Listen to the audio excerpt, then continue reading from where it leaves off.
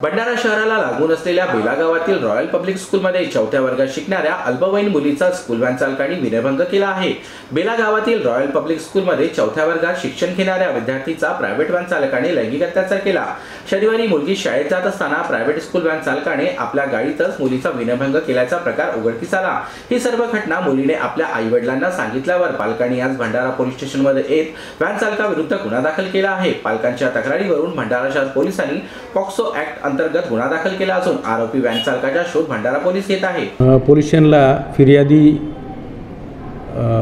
हजर आल्यात दुपारी आणि त्यांनी सांगितलं की त्यांची चौथ्या वर्गात शिकणारी जी मुलगी आहे, वय 10 वर्षाचं आहे, ती मुलगी शनिवारी स्कूल व्हॅननी शाळेत जात असता जो चालक आहे, ड्रायव्हर, त्यांनी तिच्यासोबत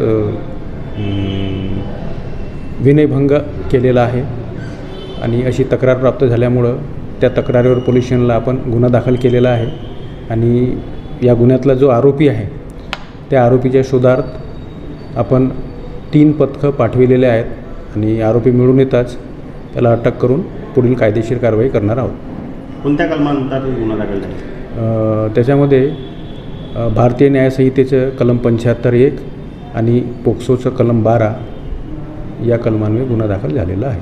सर, ती गाडी शाळेची होती का प्रायव्हेट गाडी? ती खाजगी व्हॅन होती आणि ह्या खाजगी व्हॅनवर चालक होता।